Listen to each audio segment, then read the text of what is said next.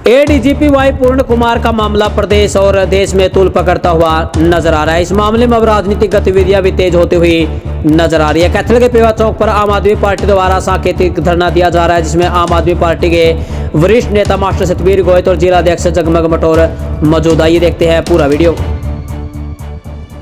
जो आज प्रदेश के जो हालात हो रहे हैं, अब तो ये मान के चलो बहुत बड़े ऑफिसर हैं, आईजी रैंक कोई छोटा रैंक नहीं होता, और एक उसको इतना लाचार कर गया कि सुसाइड करने की भी नौबत आई उसको।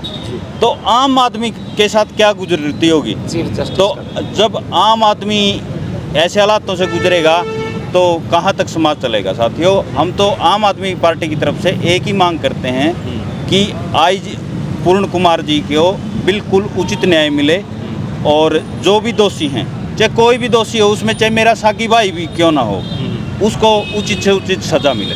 यहाँ पे आज 1 घंटे का सांकेतिक धरना प्रदर्शन था आम आदमी पार्टी जिला इकाई कैथल की तरफ से, और अब डीसी मैडम को ज्ञापन भी सौंप के आएंगे राज्यपाल के नाम से।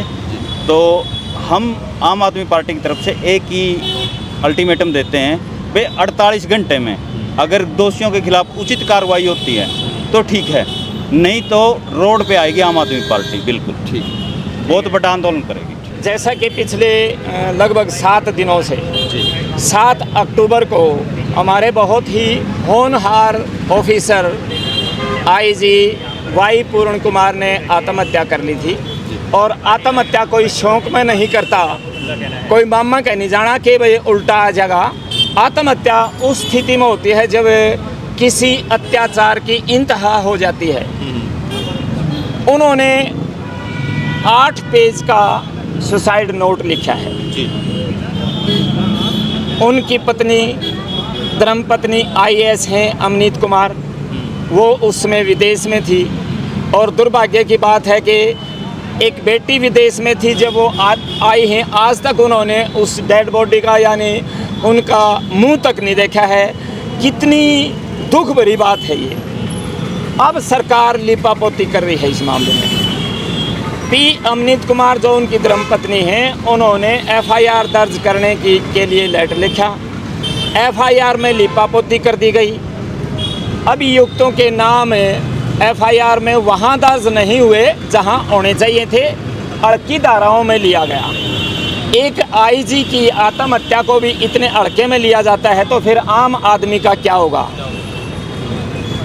आम आदमी पार्टी इस बात की मांग करती है कि सबसे पहले मुख्य अभियुक्त के तौर पर जिनका नाम आया है DGP शत्रुजीत कपूर, उनको पहले गिरफ्तार किया जाए।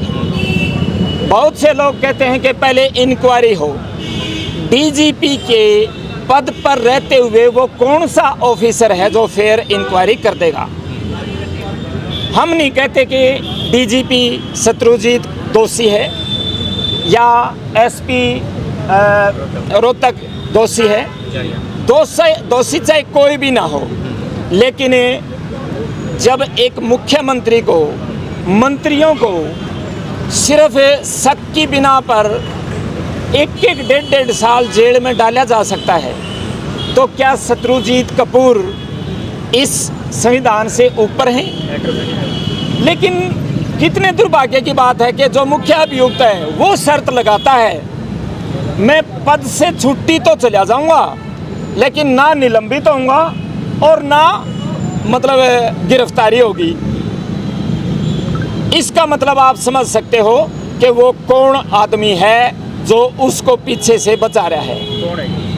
पीछे से बचा रहे हैं शत्रुजीत कपूर सीधे तौर पर पूर्व मुख्यमंत्री मनोहर लाल खट्टर के खासम खास हैं। जहाँ तक सैनी साहब की बात है, ये सिर्फ एक डम्मी मुख्यमंत्री हैं। CM का भी बयान आया है कि दोषी कितना भी बलशाली क्यों ना हो, सज़ा जरूर मिलेगी। CM का बयान आया है, दोषी कितना भी बलशाली क्यों ना हो, सज़ा मिलेगी, लेकिन आज तक मिली क्यों नहीं? आज तक कार्रवाई क्यों नहीं हुई? 7-7 दिन एक डेड बॉडी को मतलब यूँ रखे रहना कितनी दुर्भाग्य की बात है। और उधर से डेड बॉडी सड़न लग रही है। आप उस परिवार की संवेदनाएं देखो, उनके ऊपर क्या बीत रही होगी।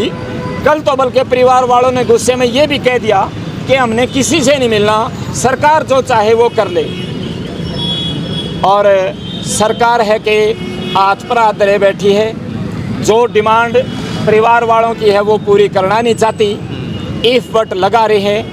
तो पूरे प्रदेश की जनता का यही मांग है कि सबसे पहले डीजीपी शत्रुजीत को गिरफ्तार किया जाए और एसपी बिजानिया को गिरफ्तार किया जाए, उसके बाद फेयर इंक्वायरी हो। लेकिन यहाँ पर हो क्या रहा है, बजाय इस बात के कि समस्या का समाधान किया जाए, सरकार ने इसको जातिवाद का रंग देना शुरू कर दिया। कुछ लोग रोहतक के एसपी के पक्ष में खाप पंचायतों के चौधरी कहते हैं अपने आप को, जबकि वो हैं नहीं, नकली चौधरी हैं। वो आरएसएस के, हम ये कह सकते हैं सामाजिक व्यक्ति भी नहीं, उनको हम गुंडे ही कह सकते हैं, जो एक अपराधी के पक्ष में आके खड़े होते हैं। हम ये कहते हैं आपके माध्यम से सभी साथियों को चेतावनी भी देना चाहते हैं कि एजेंडा है ये सरकार का, जब भी इसके ऊपर कोई समस्या आती है तो ये विभाजन की कोशिश करती है। अब इसको जातिवाद का रंग देने की कोशिश करेगी। कुछ आरएसएस के जाट नेताओं को खड़े करेगी, जबकि जाट इसमें दो ही हैं। यहाँ जाट और नॉन जाट का कोई मतलब नहीं है। जो भी दोषी है उसको सजा होनी चाहिए।